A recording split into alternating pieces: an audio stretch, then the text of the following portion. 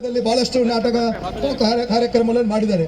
ಇವತ್ತು ಏನು ಮಾಡಿದ್ದಾರೆ ಅಂತ ಹೇಳಿದ್ರೆ, ಈ ಕಲಾವಿದರನ್ನು ಒಟ್ಟು ಮಾಡಿ ಕಲಾವಿದರನ್ನು ಕೂಡ ಅವರ ತಲೆಗೆ ವಿಷ ಬೀಜ ಬಿತ್ತುವಂಥ ಕೆಲಸವನ್ನು ಮಾಡಿ ಅವರನ್ನು ಮತಾಂತರ ಇರ್ಬೋದು, ಅವರಿಗೆ ಬೇರೆ ಬೇರೆ ರೀತಿಯ ಒಂದು ಆಮಿಷ ನೋಡುವಂಥ ಕೆಲಸ ಮಾಡಿದ್ದಾರೆ. ಪ್ರಕಾಶ್ ರಾಜ್ ಅವರೇ, ತಾವು ಕರಾವಳಿ ಅವರು, ತಮಗೆ ತುಳು ಗೊತ್ತಾಗ್ತದೆ, ಕನ್ನಡ ಅರ್ಥ ಆಗ್ತದೆ. ಅದರಿಂದಾಗಿ ತುಳುವಿನ ಭಾಷೆಯಲ್ಲಿ ಹೇಳಬೇಕಾದ್ರೆ ತುದೇಕೆ ಜಾಸ್ತಿ ಅಡಲ, ಕಡಲ ಜಾಸ್ತಿ ಅಬುಜ ಅಂತ. ಯಾಕಂದರೆ ತುದೇಕೆ ಜಾಸ್ತಿ ಅಲ್ಲ, ಕಡಲ ಜಾಸ್ತಿ. ಅದರಿಂದಾಗಿ ಪ್ರಕಾಶ್ ಅವರೇ, ರಾಜ್ ಅವರೇ ಅದನ್ನು ಅರ್ಥ ಮಾಡಿ ನಿಮ್ಮನ್ನು ಇಲ್ಲಿಂದ ಬಂದು ಏನಾದ್ರು ಅಧಿಕ ಪ್ರಸಂಗ ಮಾಡಿದರೆ ಆ ಅರಬ್ಬಿ ಸಮುದ್ರದಲ್ಲಿ ನೀವು ಹೇಳ್ಬೇಕಾಗ್ತದೆ. ಅದರಿಂದಾಗಿ ನಿಮ್ಮ ಜೀವನ ಮೀನಿಗೆ ಆಹಾರ ಆಗ್ಬೋದು ಮುಂದಿನ ದಿನಗಳೇ ಅಂತ ಈ ಸಂದರ್ಭದಲ್ಲಿ ನಾನು ಎಚ್ಚರಿಕೆ ಹೇಳಲಿಕ್ಕೆ ಬಯಸಿದ್ದೇನೆ. ಖಂಡಿತವಾಗಿಯೂ ಮಾತನಾಡುವ ಸಂದರ್ಭ ಇದಲ್ಲ. ನಾವೆಲ್ಲರೂ ದಿನನಿತ್ಯದ ನಮ್ಮ ಜೀವನದಲ್ಲಿ ಇವತ್ತಿನಿಂದ ದೇಶಕ್ಕಾಗಿ ನರೇಂದ್ರ ಮೋದಿಯ ಪರವಾಗಿ ನಾವೆಲ್ಲರೂ ಎದ್ದು ನಿಲ್ಲಬೇಕು. ಪ್ರಾಣ ಹೋಗೋ ತನಕ ಆದರೂ ಕೂಡ ನಾನಂತೂ ಸಿದ್ಧ, ನರೇಂದ್ರ ಮೋದಿಗೆ ಜೀವ ಕೊಡಲಿಕ್ಕೂ ಸಿದ್ಧ. ಖಂಡಿತವಾಗಿ ಇಂಥ ವ್ಯಕ್ತಿಗಳನ್ನು ಸಹಿಸಲಿಕ್ಕೆ ಸಾಧ್ಯ ಇಲ್ಲ ಎಂಬ ಮಾತನ್ನು ನಾನು ಈ ಸಂದರ್ಭದಲ್ಲಿ ಹೇಳುತ್ತಾ, ಬಹುಶಃ ಈ ಒಂದು ವೇದಿಕೆಯಲ್ಲಿ ಒಂದು ಕೊನೆಯ ಎಚ್ಚರಿಕೆಯನ್ನು ನೀಡಲಿಕ್ಕೆ ಬಯಸ್ತೇನೆ. ನಮ್ಮ ಜಿಲ್ಲೆಯಲ್ಲಿ ಕೆಲವೊಂದು ಅಧಿಕಾರಿಗಳು ಇವತ್ತು ಬ್ಯಾರಿಗಳ ಇಂಜಿಲನ್ನು ಬೂಟನ್ನು ಹಾಕುವಂಥ ಅಧಿಕಾರಿಗಳಿದ್ದಾರೆ. ಇವತ್ತು ಬಹಳಷ್ಟು ಮದ್ರಾಸಗಳಿಗೆ ಪರ್ಮಿಷನ್ ಕೊಡ್ತಾರೆ, ಬಹಳಷ್ಟು ಮತಾಂತರ ಕೇಂದ್ರಗಳಿಗೆ ಪರ್ಮಿಷನ್ ಕೊಡ್ತಾರೆ. ಖಂಡಿತವಾಗಿಯೂ ಯಾರ ಕುಮ್ಮಕ್ಕಿನಿಂದ ಈ ರೀತಿ ನೀವು ಅಕ್ರಮವಾಗಿ ನಮ್ಮ ಮದ್ರಾಸ್ ಇರ್ಬೋದು ಮತಾಂತರ ಕೇಂದ್ರಗಳಿಗೆ ಅನುಮತಿ ಕೊಟ್ಟರೆ ಒಂದಿನ ನಿಮ್ಮ ಮನೆಗೆ ನುಗ್ಗಿ ಯಾವ ರೀತಿ ಅದಕ್ಕೆ ಪ್ರತೀಕಾರ ಕೊಡಬೇಕಾಗ್ತದೆ, ಒಂದು ಪರಿಣಾಮ ನೀವು ಎದುರಿಸಬೇಕಾಗ್ತದೆ. ಅದರಿಂದಾಗಿ ಈ ಸಭೆಯ ಮೂಲಕ ದೇಶ ವಿರೋಧಿಗಳಿಗೆ ಸಹಕಾರ ನೀಡುವ ಅಧಿಕಾರಿಗಳಿಗೆ ಕೂಡ ಎಚ್ಚರಿಕೆಯನ್ನು ನೀಡ್ತಾ ನನ್ನ ಮಾತನ್ನು ಮುಗಿಸ್ತೇನೆ. ಯಾವ ಇದು ಖಡಕ್ ಎಚ್ಚರಿಕೆ ನಾನು ಹೇಳಲಿಕ್ಕೆ ಬಯಸ್ತೇನೆ. ಬಹುಶಃ ವರ್ಷದ 10 ತಿಂಗಳು ಯಾವ್ಯಾವ ರಾಷ್ಟ್ರದಲ್ಲಿ ಟೋಟಲಿ ಡ್ರಗ್ ಅಡಿಕ್ಟ್ ಆಗಿ ಅವನದೇ ಲೋಕದಲ್ಲಿ ಇಲ್ಲದಂಥ ರಾಹುಲ್ ಗಾಂಧಿ ಇವತ್ತು ದೇಶವನ್ನು ಯಾವ ರೀತಿ ಮುನ್ನಡೆಸಬೇಕು, ಅದಕ್ಕೆ ಯಾವ ರೀತಿ ಸಹಕಾರ ಕೊಡಬೇಕೆಂಬ ಗೊತ್ತಿಲ್ಲದೆ ಇವತ್ತು ವಿದ್ಯಾರ್ಥಿಗಳ ಜೀವನದಲ್ಲಿ ವಿಷ ಬೀಜ ಮುತ್ತುವ ಮೂಲಕ ಕಾಕ್ರೋಚ್ಗಳಕ್ಕೆ ಸೇರಿಕೊಂಡು ನಮ್ಮ ದೇಶದ ಪ್ರಧಾನಿಯನ್ನು ಟೀಕೆ ಮಾಡುವಂಥ ಕೆಲಸಕ್ಕೆ ಇವತ್ತು ರಾಹುಲ್ ಗಾಂಧಿ ಮುಂದಾಗಿದ್ದಾರೆ. ಬಹುಶಃ ರಾಹುಲ್ ಗಾಂಧಿ ಅವರಿಗೆ ಒಂದು ಮಾತನ್ನು ಈ ಒಂದು ವೇದಿಕೆ ಮೂಲಕ ಹೇಳಲಿಕ್ಕೆ ಬಯಸ್ತೇನೆ. ಇವತ್ತು ತಮಿಳುನಾಡಿನಲ್ಲಿ ಟಿವಿಕೆ ಪಕ್ಷ ಇವತ್ತು ಆಡಳಿತದಲ್ಲಿ ಉಂಟು. ಟಿವಿಕೆ ಪಕ್ಷ ಇವತ್ತು LTT ಪ್ರಭಾಕರನ್ನ ಒಂದು ಸಹಕಾರದೊಂದಿಗೆ ಅವರ 3 ಶಾಸಕರೊಂದಿಗೆ ಇವತ್ತು ಸರ್ಕಾರ ರಚನೆ ಮಾಡಿದರೆ, ಇವತ್ತು ರಾಜೀವ್ ಗಾಂಧಿ ಯಾರು? ರಾಹುಲ್ ಗಾಂಧಿ ಅಪ್ಪ. ರಾಹುಲ್ ಗಾಂಧಿ ಅವನ ಅಪ್ಪನನ್ನು ಕೊಂದ ಈ LTT ಪಕ್ಷದವರ ಜೊತೆಗೆ ಕೈ ಜೋಡಿಸಿದ್ರೆ ಅವನ ಮನಸ್ಥಿತಿ ಏನೆಂಬುದನ್ನು ಅರ್ಥ ಮಾಡಬೇಕು.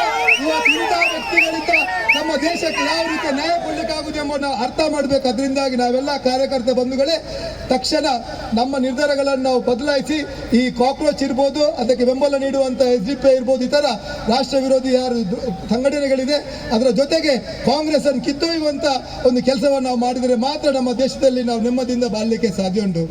ಇವತ್ತು ಯಾವ ರೀತಿ ಸೋನಂ ವಾಂಗ್ಚುಕ್ ಇರ್ಬೋದು, ಬೇರೆ ಬೇರೆ ಜನರು ಇವತ್ತು ಕಾಂಗ್ರೆಸ್ಸಿನ ನೇತೃತ್ವ ಹಿಡ್ಕೊಂಡು ಇವತ್ತು ಪ್ರತಿಭಟನೆ ಮಾಡಿದರೆ ಬಹುಶಃ ಯಾವುದೇ ವಿದ್ಯಾರ್ಥಿಗಳ ಮೇಲೆ ಒಂದು ಕಾಳಜಿಯಿಂದ ಅಭಿಮಾನದಿಂದ ಅಲ್ಲ. ಇವತ್ತು 3 ವಿಚಾರಗಳನ್ನು ಮುಂದಿಟ್ಟುಕೊಂಡು ಅವರು ಮಾಡಿದ್ದಾರೆ. ಇವತ್ತು ನರೇಂದ್ರ ಮೋದಿ ನಮ್ಮ ದೇಶದಲ್ಲಿ ಆಡಳಿತ ಮಾಡಿದ ನಂತರ ಇವತ್ತು FCR ಬಿಲ್ ಅನ್ನು ತರುವಂತಕ್ಕೆ ಮುಂದೆ ಆಗಿದ್ದಾರೆ. ಇವತ್ತು ಈ ಇಬ್ಬರು ವ್ಯಕ್ತಿಗಳು, ಅಭಿಷೇಕ್ ಇರ್ಬೋದು, ಸೋನಂ ಕಾಕ್ರೋಚ್ ನಮ್ಮ ವಾಂಗ್ಚುಕ್ ಇರ್ಬೋದು, ಇವತ್ತು ಅವರು ಫಾರಿನ್ ಫಂಡಿಂಗ್ನ ಮೂಲಕ ಇವತ್ತು ದೇಶ ವಿರೋಧಿ ಸಂಘಟನೆಗಳಿಗೆ ಫಂಡಿಂಗ್ ಮಾಡಿ ಇವತ್ತು ನಮ್ಮ ದೇಶದಲ್ಲಿ ಅಜಾಗ್ರತೆ ಇರ್ಬೋದು, ದೊಂಬಿ ಗಲಭೆಗಳನ್ನು ಸೃಷ್ಟಿ ಮಾಡುವಂಥ ಕೆಲಸ ಮಾಡ್ತಾರೆ. ಆದರೆ FCR ಬಿಲ್ನ ಮೂಲಕ ಅದಕ್ಕೆ ಕಡಿವಾಣ ಹಾಕ್ಲಿಕ್ಕೆ ಹೋಗಿ ಇವತ್ತು ಅವರಿಗೆ ಹಣಗಳ ವ್ಯವಸ್ಥೆಗಳಾಗ್ತಿಲ್ಲ.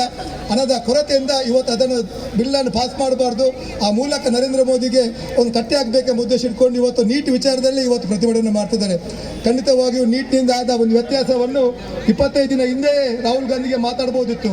ಆದರೆ ರಾಹುಲ್ ಗಾಂಧಿ ಯಾವ ನಶೆದಲ್ಲಿದ್ದಾರೆ ಅಂತ ಅವ್ರಿಗೆ ಗೊತ್ತಿರಲಿಲ್ಲ. ಭಾರತಕ್ಕೆ ವಾಪಸ್ ಬಂದ ನಂತರ ಅವ್ರಿಗೆ ಗೊತ್ತಾಯ್ತು ಇವತ್ತು ಕಾಕ್ರೋಚ್ ಪಕ್ಷದವರು ಇವತ್ತು ಪ್ರತಿಭಟನೆ ಮಾಡ್ತಿದ್ದಾರೆ ಅಂತ.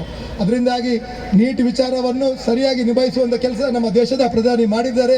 ನೀಟ್ ಪರೀಕ್ಷೆಗೆ ಯಾರೆಲ್ಲ ಹಾಜರಾಗಿ ಉತ್ತೀರ್ಣರಾಗಿದ್ದಾರೆ ಬಹುಶಃ ಅವರೆಲ್ಲ ವಿದ್ಯಾರ್ಥಿಗಳು ಬಹಳ ಸಂತೋಷದಿಂದ ಇವತ್ತು ಇಂಜಿನಿಯರಿಂಗ್ ಇರ್ಬೋದು, ಪ್ಯಾರಾಮೆಡಿಕಲ್ ಇರ್ಬೋದು, ಡಾಕ್ಟರ್ಸಿಗೆ ಇವತ್ತು ಅರ್ಜಿಗಳನ್ನು ಹಾಕಿ ಅವರದೇ ಕೆಲಸ ಕೇಳಿದ್ದಾರೆ. ಆದರೆ 95% ಮಿಕ್ಕಿದ ಯಾರು ಪ್ರತಿಭಟನೆ ಇದ್ದಾರಲ್ಲ ಬಹುಶಃ ಅವ್ರು ಯಾರು ವಿದ್ಯಾರ್ಥಿಗಳಲ್ಲ.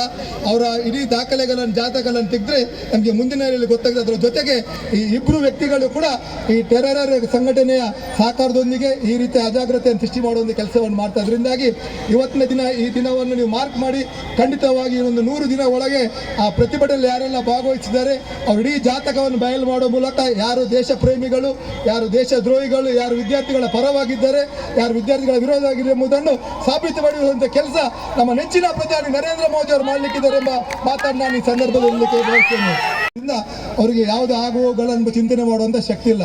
ಅದರಿಂದಾಗಿ ರಾಹುಲ್ ಗಾಂಧಿಗೆ ಈ ಮಣ್ಣಿನ ಮೂಲಕ ಎಚ್ಚರಿಕೆಯನ್ನು ಕೊಡ್ತೇವೆ. ಈ ರೀತಿಯ ನಾಟಕವನ್ನು ಮಾಡಿದರೆ ಖಂಡಿತವಾಗಿ 97ರಲ್ಲಿ ಬಾಬ್ರಿ ಮಸೀದಿಯ ಒಂದು ವಿಚಾರದಲ್ಲಿ ನಮ್ಮ ಭಾವನೆಗೆ ಧಕ್ಕೆ ಬಂದಾಗ ನಮ್ಮ ಕಾರ್ಯಕರ್ತರು ಯಾವ ರೀತಿ ಹೋಗಿ ಆ ಬಾಬ್ರಿ ಮಸೀದಿ ಧ್ವಂಸ ಮಾಡಿದ್ರು, ಬಹುಶಃ ಅದೇ ರೀತಿ ಕಾಂಗ್ರೆಸ್ ಇರ್ಬೋದು, ರಾಹುಲ್ ಗಾಂಧಿ ವಂಶವನ್ನು ಧ್ವಂಸ ಮಾಡುವ ಕೆಲಸ ನಾವೆಲ್ಲರೂ ಕಾರ್ಯಕರ್ತರು ಮಾಡಲಿಕ್ಕೆ ಮುಂದೆ ಇದ್ದಾರೆ ಅಂತ ಈ ಸಂದರ್ಭದಲ್ಲಿ ರಾಹುಲ್ ಗಾಂಧಿ ಅವರು ಇಡೀ ತಂಡಕ್ಕೆ ಎಚ್ಚರಿಕೆಯನ್ನು ಕೊಡಲಿಕ್ಕೆ ಬಯಸ್ತೇನೆ. ಅದರ ಜೊತೆಗೆ ನಮ್ಮ ಉಡುಪಿಯಲ್ಲಿ ಕೆಲವೊಂದು ಕಾಕ್ರೋಚ್ಗಳು ಇವತ್ತು ಪ್ರತಿಭಟನೆ ಮಾಡಿದ್ರು. ಆ ಕಾಕ್ರೋಚ್ಗಳ ಬಗ್ಗೆ ನಾನು ಮಾತಾಡಿ, ಯಾಕೆಂದ್ರೆ ₹100 ಬೇಗ ಒಂದು ಸ್ಪ್ರೋ ಇದ್ರೆ ಸಾಕು, ಅವರನ್ನು ಓಡಿಸಲಿಕ್ಕೆ ಆಗ್ತದೆ. ಅದರಿಂದಾಗಿ ಮಣಿಪಾಲದಂತ ಒಂದು ಶಿಕ್ಷಣ ಸಂಸ್ಥೆ ಇಡೀ ವಿಶ್ವದಲ್ಲಿ ಬಹಳ ಒಂದು ಹೆಸರುವಾಸಿಯಾಯಿತು. ನಮ್ಗಳಿಗೆ ಬಹಳ ಗೌರವ ಉಂಟು. ಮಣಿಪಾಲ್ ನಮ್ಮ ಜಿಲ್ಲೆಯಲ್ಲಿ ಬರ್ತದೆ, ಶಿಕ್ಷಣದ ಕಾಶಿ ಅಂತ. ಬಹಳಷ್ಟು ವಿದ್ಯಾರ್ಥಿಗಳು, ಸುಮಾರು 25,000 ಮಿಕ್ಕಿದ ವಿದ್ಯಾರ್ಥಿಗಳು ಪ್ರತಿ ವರ್ಷ ಅಲ್ಲಿ ಬಂದು ಶಿಕ್ಷಣವನ್ನು ಪಡಿತಾರೆ. ಬಹಳ ಗೌರವದಿಂದ ವಿದ್ಯಾರ್ಥಿಗಳಿಗೆ ಸ್ವಾಗತಿಸ್ತೇವೆ, ಅವರಿಗೆ ಸಹಕಾರ ಮಾಡ್ತಾರೆ.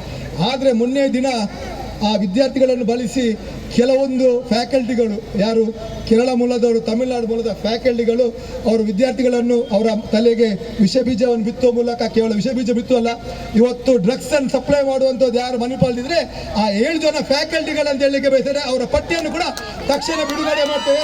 ಪೊಲೀಸರು ಒಂದು ವೇಳೆ ಕ್ರಮ ಕೈಗೊಳ್ಳದಿದ್ರೆ ಆ ಪೊಲೀಸ್ನವರ ಕೆಲಸವನ್ನು ಮುಂದೆ ನಾವು ಮಾಡಬೇಕಾಗಿದೆ. ಯಾಕಂದ್ರೆ ನಮ್ಮ ದೇಶ ಸುರಕ್ಷತೆ ಇರಬೇಕಾದ್ರೆ ಆ ರೀತಿಯ ನಿರ್ಧಾರಗಳಿಗೆ ನಾವು ಮುಂದಾಗಬೇಕಾಗಿದೆ.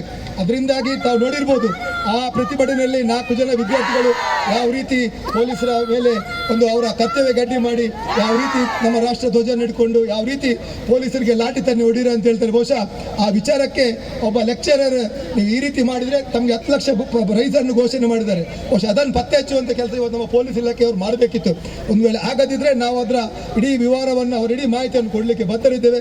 ಕ್ರಮ ಕೈಗೊಳ್ಳದಿದ್ದರೆ ನಮ್ಮ ರೀತಿಯಲ್ಲಿ, ಯಾಕೆಂತ ಹೇಳಿದರೆ ಪೊಲೀಸರಿರುವ ದೊಣ್ಣೆಯು ಕೂಡ ನಮ್ಮ ಕೈಯಲ್ಲಿ ಕೂಡ ಹಿಡಿಲಿಕ್ಕೆ ಅದು ಸಾಧ್ಯ ಉಂಟು. ಅದರಿಂದಾಗಿ ಅದರ ಪರಿಣಾಮವನ್ನು ಕೂಡ ಆ ಸಂಸ್ಥೆಯ ಕೆಲವೊಂದು ಮುಖ್ಯಸ್ಥರು ಯಾರೆಲ್ಲ ಪ್ರತಿಭಟನೆಗೆ ಸಹಕಾರ ಮಾಡಿದ್ದಾರೆ ಅವರು ಕೂಡ ಅದನ್ನು ಎದುರಿಸಬೇಕಾಗ್ತದೆ. ಅದರಿಂದಾಗಿ ಇವತ್ತಿನ ಈ ಪ್ರತಿಭಟನೆ ಕೇವಲ ಪ್ರತಿಭಟನೆ ಅಲ್ಲ, ಇದೊಂದು ಕೊನೆಯ ಎಚ್ಚರಿಕೆ.